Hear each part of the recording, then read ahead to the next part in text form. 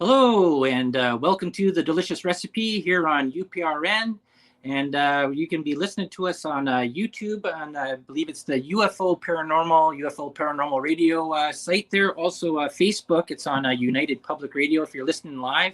And we're going through StreamYard, so we do have a chat that's available. So if there is any questions that do pop up, please feel free to put them on there. And if I have time to check them out there, I'll check them and see how this goes there anyways. But tonight we have a lovely guest author from Ireland.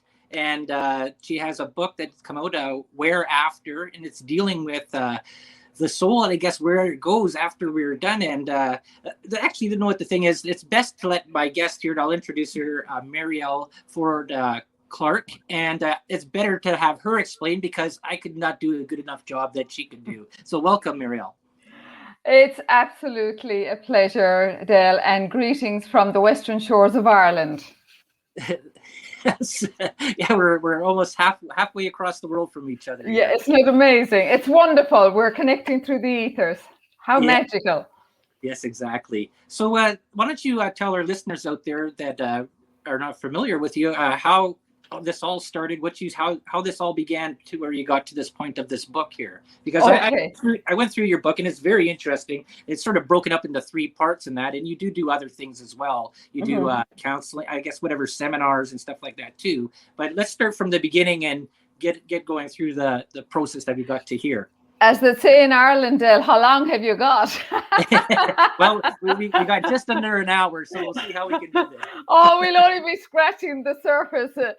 But I suppose, Dale, I come from a family of very intuitive and psychic people. My grandmother was extremely psychic, and her mom had a 7th son.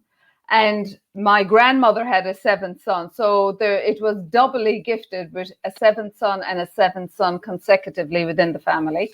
And then my brother was extremely psychic, who returned to spirit in 2002, my young brother.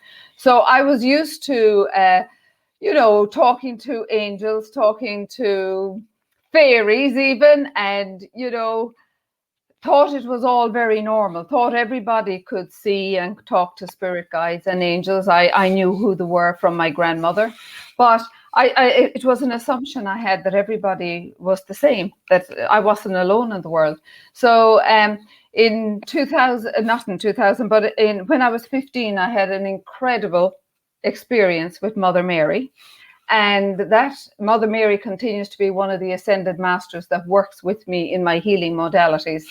And then to kind of throw, as they say in Ireland, the cat among the pigeons, I decided I was going to study science. So I studied science and became a serologist. And then in 1992, I had my death experience, and my whole world changed after that. And I didn't understand why I survived, because at that time, Dale, I did not want to live, because I was very unhappy, living in a loveless marriage, in a very dysfunctional one. And when I was told I had cancer, and very advanced cervical cancer, it didn't bother me. And that time, you see, Dale, in Ireland, you didn't talk about your problems. The cliche was you made your bed and you better lie in it, So it was all, and you didn't bring shame to your family. There was no divorce at that stage, and they were just after initiating separation. So it was a very challenging time for me as a person. And after my death experience, which was actually phenomenal, I wanted to go back to that sacred space. I wanted to be in there, in that beautiful, omnipresent love and music, heavenly music that I felt during the death experience. And so 3 months later, I wanted to end my life, because it was the easier than coming forward and telling my truth. And then my father, who had died the year previous, stepped before me in the doorway as I was going out to end my life, and put up his hand, and his old Irish cliche, Amalia Cudgeen, keep your powder dry. So that's how my journey began. And then in 2000, and then I started studying all the healing modalities. and I still had the science going on in my left brain and my left thinking and analytical mind. And I studied all the Eastern cultures and Buddhism, Sikhism, Theism, you name it. And, I loved their philosophies. In the Eastern culture, there was birth, death, and rebirth. And in our Western world, it was just birth and death. There was nothing. It was hasta la vista for once you left this plane, So I had to find out why was I blessed to survive? And when my surgeon that time had came to me and he said, Mariel, you were so lucky that we actually got you back, because he said, you were dead. And he said, the more you were bleeding outwards, so the more you were hemorrhaging outwards, so the more blood we were giving you, infusing, it was coming out. So he said, it's a miracle you're here with us. And I just looked up at him and I said, why the hell didn't you just let me die? Yeah. So, but my journey, Del, has been just an incredible peaks and troughs, mountains and rivers, big boulders in the way. It has, just because I'm psychic and intuitive doesn't mean that everything runs smooth. Far from it. Did you find when you were studying these Eastern religions and stuff like that, a commonality throughout them, or was there a sort of a difference in how they viewed the afterlife? It was just incredible, because I was able to go back even to the 4th century to Pythagoras. Pythagoras' theorem that we studied at school and tried to master. And he was in the 4th century, and his philosophy about the afterlife and the soul leaving the body was incredible. Socrates, Plato, Aristotle, and later Descartes and Swedenborg all believed that the soul was that most magnificent and divine part of the human psychic, and that survived the physical death. And that was the main commonality they all had.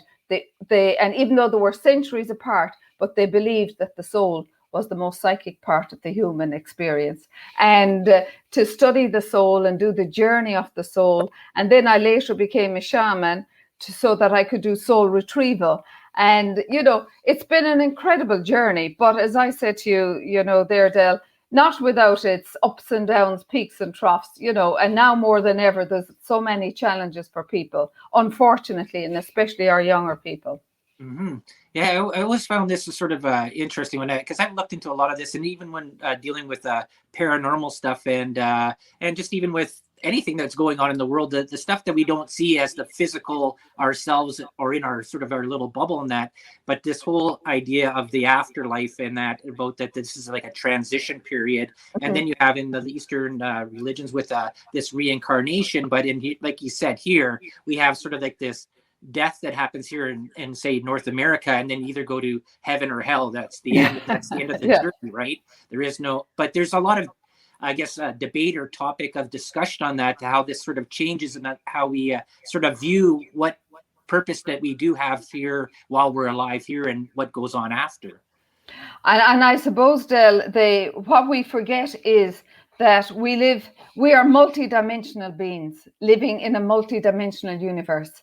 And there is far more to us than our 5 senses, and people, we limit our thinking, we limit our mind. And that's why when there is the near-death experience or the out-of-body experience, we transcend beyond the mind, the limitations of the mind. And we're able to journey outwards into the inner planes, which is it can be done spontaneously. It can be done through meditation, especially the out-of-body experiences, and there is a whole vista of universes out there that we need to kind of start understanding and to start awakening to the supreme consciousness that overlights this entire universe. There's a supreme intelligence.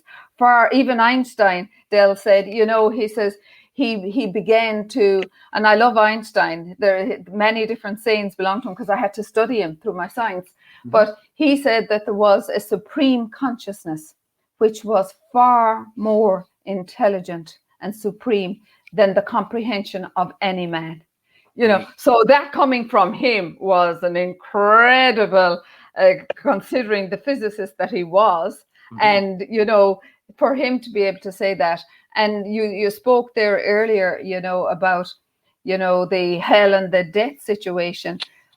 And, I have been really reassured by my guides, especially, we've had, in particular Ireland, we've had so many suicides in the last particular 2 years. I work with suicide prevention programs, and I also work in the aftermath of suicide. And bless anybody who has lost a loved one, Del, through suicide. I know in Ireland, the old thing was there was a huge, huge stigma about suicide, or any, and that the soul was doomed and the family was doomed. And I mean, such a load of absolute hogwash. Well, that came mostly from the Catholic Church, right? Because that was their whole doctrine, that if you had taken your life, you were not allowed to be buried in the consecrated Catholic graveyard, right? And that was a stigma on the family. It was, and that anybody that committed suicide automatically went to hell. And absolutely. And Del, you're so right. My father, God rest him, I remember one of my father, who was an amazing awakened soul, so he was. And I remember sometimes on, say, like this time in November now, we visit the graves of the loved ones past. And my father, I remember we going in to this old cemetery, beautiful cemetery. But at one stage, he throws his leg out over the wall to get out to just like a field. And he went very silent for a man that was always talking and yakking. And there was nothing. I couldn't see anything. There was just a flat flagstone on the ground, and the grass kind of growing over it. And we got back to the car, and he was very silent. And I said, Dad, what's wrong with you? And he says, that's an old friend of mine, he said, and he ended his life through suicide. And he said the family were totally frowned upon. He was buried outside, beyond consecrated ground, as you said, Del. Yeah. And that stigma stuck with that family all their lives. And neighbours didn't call anymore. My father did, apparently. But that's what I'm saying. So maybe you're right when you're saying it's the Catholic Church thing. But there was a huge fear that time that these souls went to hell. Right. And I've been so reassured by my guides, but they've constantly been reminding me, Del, to reinforce that every soul who ends their life through suicide, they are met by their guides or loved ones past, and they are brought to the other side. When they're brought to the other side, they're actually put in a kind of a sacred holding, so that they can be, it's called a period of restoration. So for this period of restoration, they're in a kind of like a sleep state. And then they're gradually awakened in time to the reality of their death. And then they're shown their life review. Then they're shown the mistakes. Then they're shown what they could have done differently. And then through counseling, which there is spiritual counseling on the other side, then they do get the soul gets the opportunity, if it wants to reincarnate and address the mistakes that they made in the previous lifetime. See, that's an interesting sort of concept there. That's sort of the part about that. The whole reason that you're on Earth, I guess, or alive here now, is to learn something and to, I guess, pass a test, I guess, in a way, to go to somewhere else, right? Does that sort of make sort of sense in a way? So if you did end your life early, then you sort of have this chance to redo and come back and redo it again, I guess, in a way. That's sort of one sort of belief there in this reincarnation stuff. I think in a lot of with the Asian religions that depending on what you did, you reincarnated back into either something good or something bad. Like maybe there's a lot of different thoughts in this. And there is lots of different thought programs on Adele. But from my understanding, and I have really delved into this over many, many years and researched a lot of it, because I needed to know for my own scientific mind. Right. I need proof. I'm like the doubting Thomas. I need proof. And it's like when my brother came to me 6 months after he had passed to tell me that there was something wrong with my mother. And I said, well, Joseph, you need to come to me 3 times. And that time, my mom, bless her, she had lost her baby, even though he was 36. He was always going to be her baby. Right. And, I said, you have to come to me 3 times before I believe you. So cutting a very long story short, Elle, I took my mom to the doctor and I said, there's something wrong with her tummy.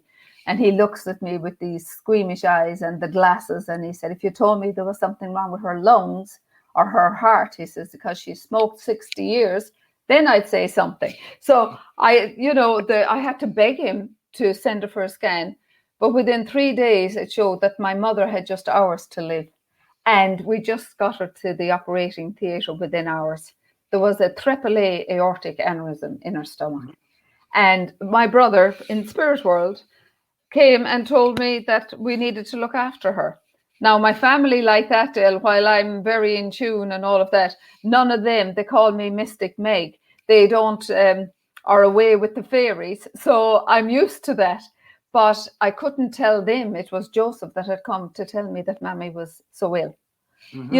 So there is different principles and while, as I said a long time ago, there is so much proof for the afterlife, and no doctor, no physicist, no theologian, no quantum physician has ever come back to tell us that there is no afterlife.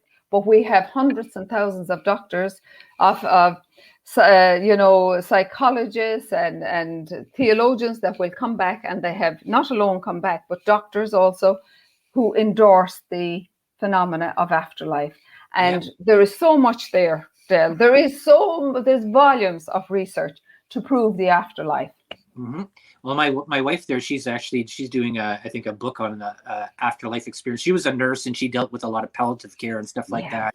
And she had lots of experiences with people and seeing how happens at that sort of that end time. I always had this question, and this is sort of something that I always sort of thought about, is that we here on earth there, we think of our mother, father, brother, sister, grandchildren, that as this sort of a linear timeline of age thing there. But also the thought about is that the soul is ageless, and that we were in one life, you could actually be your mother's father, or you could be your mother's sister. There is no sort of hierarchy in the part of the afterlife. We as humans, we think about it, we go and say we pass on, and we say we saw our father or we saw our mother, but it's actually we're just seeing another spirit that has no hierarchy over us. Do you ever sort of see that at all, or that sort of reasoning? Or no, absolutely. And the fact that I do a lot of soul retrieval, Del, I would see somebody that they'd be talking about, that there'd be a fractured relationship within the family, say with a father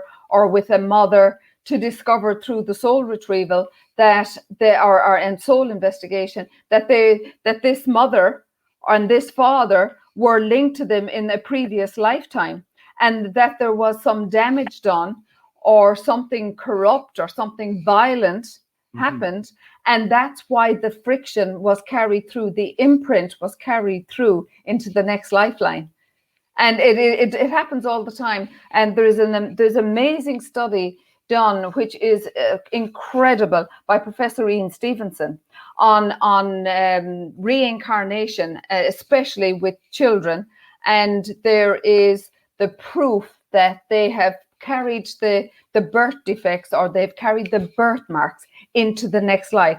Say some guy was maybe shot in the back. He'll come into the next life with maybe a sore shoulder or sore back, or maybe a birthmark on it where the bullet went through. Somebody could have something in their neck, and they talk about, the throat not being able to express itself, but it would be where maybe a sword or a lance went through the neck, and that carried through into the neck. There is huge evidence. And Professor Ian Stevenson, he traveled the world for, I think, about 40 plus years, and he investigated and he carried out intense research.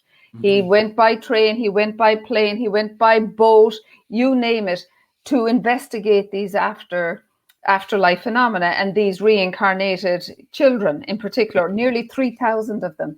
And his research is incredible. So also is Hertz Trudeau, who has endorsed Stevenson's work as well. So it's amazing, and I have seen it myself.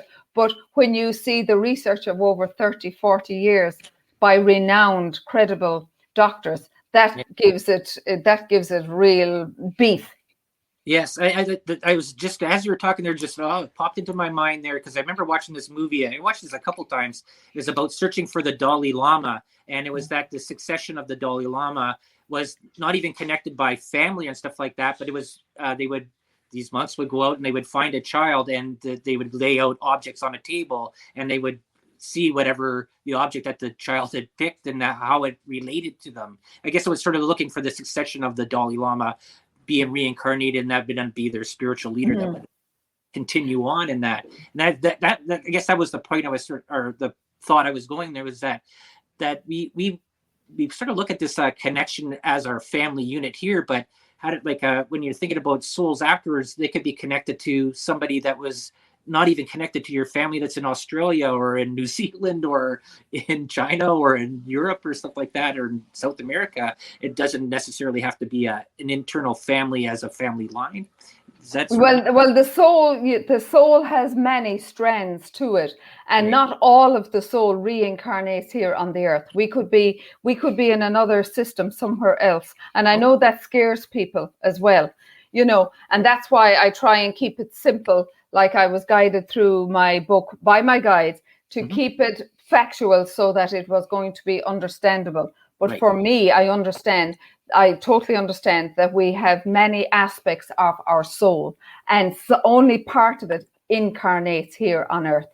If you couldn't believe that, Del, off me, but only part of it. So there are many aspects to our soul. So we could, and the highest aspect of our soul, which is our I am presence, that's our spiritual and the most divine part of us, that remains on the other side.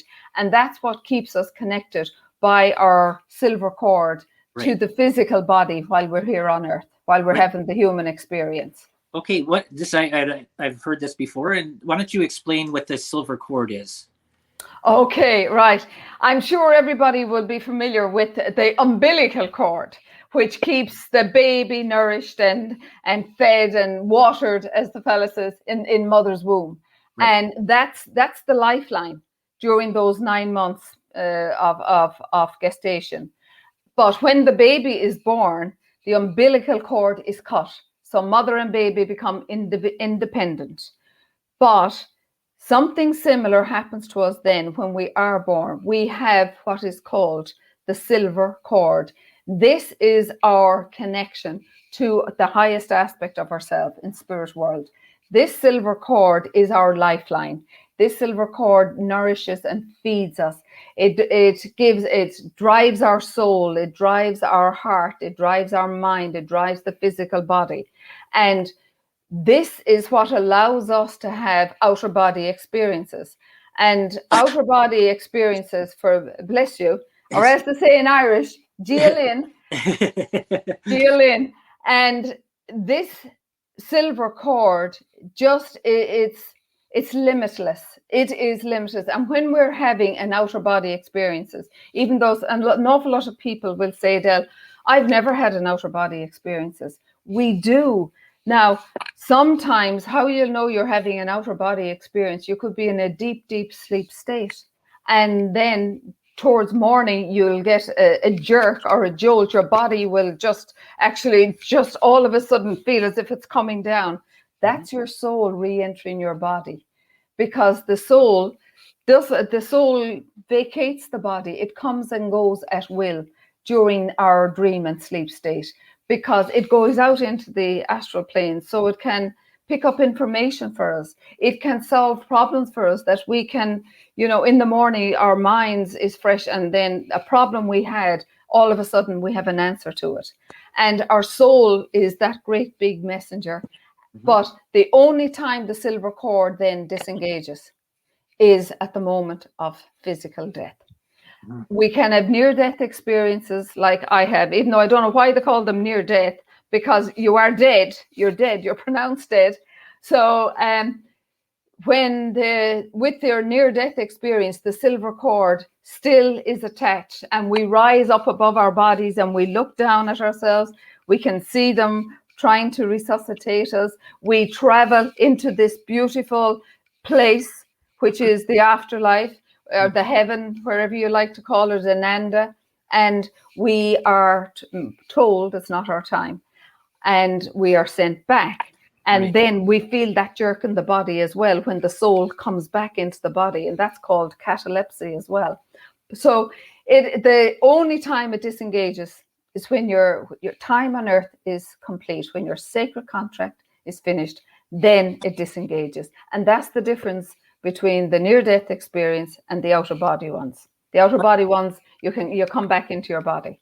So why did some people there that they experienced or that they've had near-death experiences explain that or say that they've gone to like a hell or something like that, to a fiery furnace, whereas some people say they've gone to like a heaven, a great place of these near-death experiences? Why is there such a contrast in that? Is that sort of what we put on ourselves as we're thinking when we die, or is that something totally connected to where our silver thread is lined up, or silver cord is lined up to at the present time when we have this experience?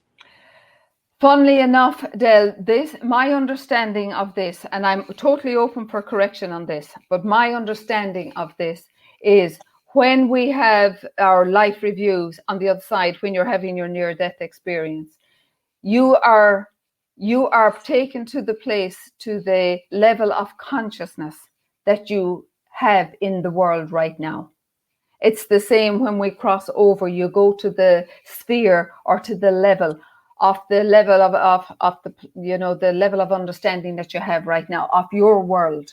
Right. So it's, if you believe that there is this beautiful place, or if you have a faith in it, it's not got to do with religion. It has, everybody transitions to the afterlife, regardless of religion, race, creed, age, sex, you name it. Everybody transitions there. But we transition to the sphere or to the level that we are familiar with here on earth. And some people are awake, very much so, and they believe in an afterlife. They believe that there is a God presence. They believe that there is something, far more powerful that keeps this a multi-dimensional universe together. And we go to that level. But also those that have not been, shall we say, of goodness and kindness, those who have wronged others, those that have murdered, those that have raped, those that have done dreadful atrocities, like during the wars and things like that, and the atrocities that's going on now undercover, those people will go to the lower echelons. They won't go to where, say, for the want of a better word, the Mahatma Gandhi or the Mother Teresa's. They will be on the lower echelons. The Hitlers, the Osama bin Ladens, the Mussolinis, they go to the lower echelons. But according to my guides, there is what is called the law of progress. But they do get an opportunity for spiritual growth. But I'm also told by my guides, some of those with that type of mentality, do not want to grow to the light. They're quite happy muddling around in their den of iniquity. So that's the difference. Right. Yes, you always find that I have so many questions about this stuff. It's sort of, because I think about this, not all the time, but it does come up to, I always wonder, when you have, we have so many differing religions around the world, right? And there's, not to say which one is right or which one is wrong and stuff like that, but if you were following one of these things that you, even in the Bible where they had, God had tribes there go kill another tribe for a god, right? So these people are actually going out and murdering. So where's the thought in that of how, if when they die for that, where they figure that they're doing it for a righteous cause of their belief, or that they've been told that they're doing that, right? And you think about this when you get into these Saudi Arabia area and stuff like that, where they're doing it for their religion, right? And this is what they actually believe, and this is that Muhammad or whatever powerful person that they want to believe is their spiritual leader, that they are doing it for religious reasons, and they are going to be rewarded in the afterlife. Just this whole part, because we could think of ourselves and how we view our spirituality, our whatever religion you want to believe in, stuff like that. But this whole learning of lessons and stuff like that. What lessons? How are you supposed to know which religion you're supposed to, or what spirituality you're supposed to sort of follow to learn your lesson? I guess you'd say you learn. I guess. I suppose that's a multifaceted question, Del. Yeah. A multifaceted question. Yes. First of all, always remember, all religions were founded by man, never by God. Every religion under this sun was founded by man to connect with God. God never founded a religion. There was never meant to be a religion. There was meant to be what they call a church, founded on heartism, founded on love. So anybody that proclaims to do things or to carry out these atrocities in the name of God, it's a lie. It's a lie. God does not. God is omnipresent. He is divine love and light, and nobody gets away with what they do in the name of God that hurts another, and that earns karma. And karma is a bitch. It comes back and bites you on the ass, and you have to repay it. Every deed we do that is not in alignment with God's purpose, or that fulfills somebody's need, or that nourishes another body's soul, everything we do that is godlike earns us grace and virtue. Everything we do that disgruntles another, that causes them harm, has to be paid back, and you earn karma for that. And the same way, Del, if you abuse animals, those that abuse animals, that creates huge karmic debt as well. So it's, I know people that have mistreated animals. That's why we have to have so many animal shelters set up in Ireland. Animals have to be taken from people because they have mistreated them. And, but all of that earns karma as well. So it's not just what you do to your fellow human being. It's also what you do to those that are coexisting with you, like our animals. Right. Yeah. That's exactly that's the point that I've tried to make clear there, that religion is totally different from spirituality.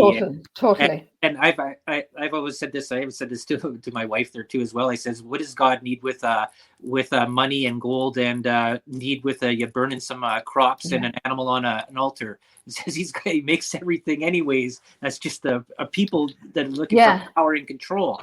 And like I don't get me wrong, I'm not against churches and that or religion. I think they're great. I'm spiritual in my own way, but I think it's great. Churches are great for people to have communion around with the other, meeting other people that are like-minded in that. But I don't see the point of God needing money and needing other things like that. I think that's all part for human consumption and human just human thought, I guess. Well, you see, Del, like that, when we incarnate on earth, we're given free will. And our guides and our angels that work alongside us, that help us on our journey in this lifetime, they have divine will. So there is a difference. So when we're given as human beings, even though we're spirit beings occupying this human body, we are given free will. But what we do with that free will is our choice, be it good or bad. And that is why that God has been accused for creating all this disharmony in the world. God has been accused of illness. God has been accused of murders and killings and plane crashes. It's mankind that has perpetrated these acts against each other. It is man. It's the power, greed, materialism. It is mankind that is doing this to its fellow brothers and sisters of the light. And until we wake up to that, then we have a long way to go on our evolutionary path. But it's mankind that is doing it to each other. So as I said, God has been blamed for a lot of things. God is a loving presence. He, she, or it, whatever you like to call it, is there to guide us, to receive us back into his infinite consciousness when the time is right. But we mustn't forget that materialism has become the God. Man has tried to become God. Medicine has tried to become God. We're trying to give longevity now to life. We're trying to be gods in our everyday living and actions. So we need to kind of go back into the God cell that is within us, that divinity that's within us, and go back in there and see how can we make a change for the better. Right. Yeah, that's great words. Yeah, I totally agree with that there. It's like yeah, it's just this whole understanding, and it's always, I've always sort of looked at this as that there's always been a competition between man for, I guess, to be. I'm not saying, I don't want to people. I'm not saying man as in just male. I'm saying mankind, humankind, or whatever. You know, you get into this whole SJW correctness speak out there now. It just drives me nuts. Just drives me nuts. Yes. But the whole thing out of it, though, is that you see that there's always been this sort of competition to have more, to be more, to get more, and stuff like that, and not just exist or just to enjoy. There's this, like, I guess, just to enjoy what is out there and do well to others. I noticed this a really large thing when like where I live here up in Thunder Bay, which is northern Ontario. Smaller community, like 100,000 plus people, and people look at each other. When I lived down in Toronto, down in southern Ontario, there was millions of people. Everybody looked at their toes when they walked around. No one looked at anybody in the eye. Nobody was ever happy. It was just, they'd sort of just existed in their own little bubble. That no one looked around at anything, and it was such a dark dark contrast in between things. And you just wonder, like, how are all these people existing in a large area that don't even know anybody or know your neighbor? But do you know what? You said the word there yourself. How are these people existing? Yeah. And that's the word. People are just beginning to exist. They're not living anymore. Right. They're not living, they're existing. And we have, and I think the biggest thing right now for humanity is that we have become separated from that God source. We have lost the connection. Too many of us are going outside of ourselves rather than taking the journey inside. We have lost that divine spark that is our divine birthright. We were created with a spark of divinity within us. And it's how we choose to use it when we're here on earth. And do we use it for good? Do we use it for good purpose, or do we use it for financial gain? Do we use it for greed? Do we use it for power? And I think so we have lost that connection. So there's a huge divide between the God cell that is innately in us, than the God cell that is kind of cultivated right now. Society, materialism, everything has kind of made life more kind of abstract rather than more meaningful. Right. And I think our journey back to ourselves is going to be the most significant journey we will ever take in the coming years, because we have lost the connection to the God particle within us.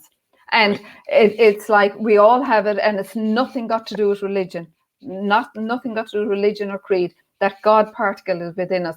But the light, it's gone on dimmer switch. We need to crank it up a few notches or two. Right. Yeah. No, I totally agree. Yes. So let's go into the three parts. I guess you've broken down your book here, and the book is Where After, and that's where do our loved ones go after we die, right? So you have like a part one was like the fear of death, part two, navigating the uncharted waters of grief, and then three, love and forgiveness. So let's tell our audience out there how you came to writing this book here. Okay. As I said, when the spirit, when I'm not listening to my guides, when I'm ignoring them, because sometimes I carry out a moratorium myself. I just couldn't be bothered. I just said, just leave me alone now, because sometimes it can be quite intense. And in particular, nighttime is the time that I'm most active with my guides. And sometimes I just want to say, oh, just bugger off for a while and shut down. But I'm supercharged at night anyway. I've always been, and it doesn't get any easier. And then I just say, okay, what's the message? So in 2018, I had a serious ski accident, and I had to bless the snowboarder that took me out. I didn't curse him, right? Yeah. So, but I was for about 5 months, Del, that I could not walk. I was totally invalided. So these major crises happen in my life when I need to pay heed and do something huge. And so with the ski accident, I was awakened every night, and I was shown a pyramid, first of all. And the pyramid was the scientific model, the medical model, and my own spiritual experiences with clients over the last 30 plus years. And then the formation of this book. And it was so important. They showed me, when I say they, I mean my guides, they showed me it was like a whiteboard and all the different pieces being pieced into it. And then one night I said to them, "Hi guys, there is no chapters here. I haven't seen a book without chapters." And they said, "No, it's going to be in parts." And then I was to write my own affirmations, which I have done. I had to put in my channeled meditation where you meet your loved ones. There's so much of me in there, but the scientific and the medical proof was paramount by my guides. And to keep it in simple but practical terms that even the most skeptical person on the planet would have to scratch his head or her head and say, there's a grain of something there. I might look further, So that is how Whereafter came. Now, I had written many articles, all for years and years, articles for magazines, for newspapers. My night classes were always full of handouts. So it didn't bother me writing, but the idea of writing a book never came to my mind. I do have a deck of beautiful 44 deck of cards, unpublished, sitting on my desktop, and maybe that's the next thing to come. But that's how and the three different parts, which, as I was saying to you, Del, the scientific, the knowledge about all the famous scientists, going back to Swedenborg, Descartes, Plato, Aristotle, and their belief in the afterlife. So it's not a new phenomena. We're going back thousands and thousands of years. And then, I mean, what is an amazing read is the Tibetan Book of the Dead, which is, for centuries, has been read to the dying to prepare them for their outward journey. And then the Aztec Song of the Dead goes back to the ancient civilization. So it's not a new phenomena in the last 100 years, but all the medical proof that is being put forward now by the medical professions, like Dr. Iben Alexander, the neurosurgeon, like Dr. Raymond Moody, who was the first one to prove scientifically that the brain survives consciousness beyond the physical body. And then Dr. Penn Van Lommel, he endorsed this concept hugely from his years and years of research with clients that had been clinically pronounced dead, and that there is something greater beyond the brain, because all neural signs have shut down, like mine had. No pulse, no heartbeat, no nothing. You're dead, you're gone, and then we wake up and we have all these we've been on the other side, and some have met people, there's huge commonalities, but they vary slightly. But the main theme is rising above your body, being drawn into a tunnel or being drawn into a light. And so these doctors, these have endorsed the scientific proof now that the afterlife is real, and that there is something beyond this, the physical body. And then we have like somebody like, and I studied with him, beautiful Dr. Brian Wells, and he was a psychiatrist, and he was head of psychiatry in the States, someplace in the States, and he believed in nothing because he had the scientific mind, only what could be analyzed and factualized and data based. So until he met one of his clients. So his journey is incredibly mapped out on, I can't think of the name of the book. Oh yes, Many Lives, Many Masters. So there is there's an incredible amount of knowledge there, Del. Yeah. And then there is my own spiritual experiences with my clients and what I have witnessed at the deathbed as a spirit midwife. And it's just fascinating. I mean, what I have seen, Del, by these eyes, not these eyes, but my spirit eyes, it's just so humbling and so precious and so sacred. And to be beside those that are about to make their transition is phenomenal, and what I have witnessed is incredible. And more recent times, one of my friends whose daughter Lucy was she had been diagnosed with a very rare form of leukemia when she was 9 years of age, and had bone marrow transplant and had all the hallmarks of success. And then fast forward 3 years later, when she was 12, the diagnosis with it overnight came back and she had 6 weeks to live.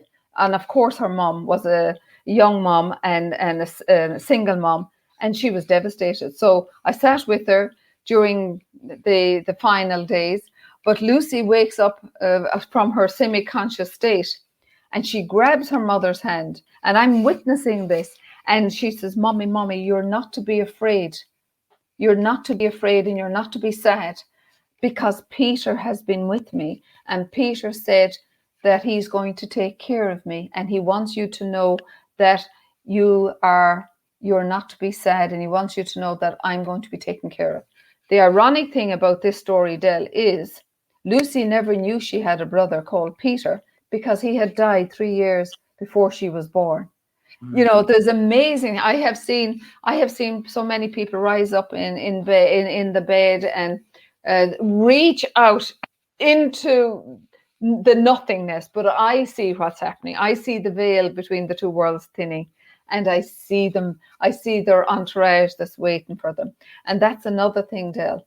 And as in particular in the last 2 years, when people have been not able to be at the bedside of their loved ones because of various restrictions. And nobody, I just want to reassure, nobody dies alone. Nobody. Always, it's part of the divine plan that loved ones past come. They're even there days leading up to the transitioning soul. They're even there to escort the soul, and they prepare the soul sometimes by, you know, and I've seen them say, is that you, Johnny? Or is that you, Mary? Or no, and I've seen the other side, I don't want to die. I'm not ready to go yet. I've seen the resistance as well. And I think from my experience, the resistance comes from people that are afraid. They're afraid to die because of the program, the old program that was, I suppose, manufactured in their mind from years back. And those that are willing to surrender, they have a belief system, not so much a religion, but a belief system that there is something beyond the veil. There's something beyond, you know. So there is beauty. I have seen such beautiful phenomena, Del, and I feel very humbled and blessed to be part of it. Yes, yeah, that's true. Holy jumping! I think that this is, I guess we don't have much time left. I did wanted to get into this or just mention this there too. Is that, what do you think about now with science? They're trying to merge science and technology, humanity and soul consciousness into machine. This whole technocracy that has been sort of been talked about more and more over the last sort of 20 years, but it's been actually over about 40, 50 years of bringing the soul into the machine or the ghost into the shell. And you know, coming from a science background myself, which makes it even more daring for me, Del, it's great because I've studied the sciences and I've been part of science programs, you know, throughout my studies. But you cannot put the soul under a microscope and analyze it. Right. And you cannot put a religion under a microscope and analyze it. It's not to be analyzed. It is a sacred essence. It is an energy that you cannot, you know, some people say that the soul is X amount of ounces because when they weigh the body afterwards, there is so many ounces. That's only what I've heard. I will ask my guides about that. What weight is the soul? To me, it's an energy. It's an energy. And it's like, because when I see somebody that is about to make their transition, especially when it's been a slow process, it's different when it's a sudden death.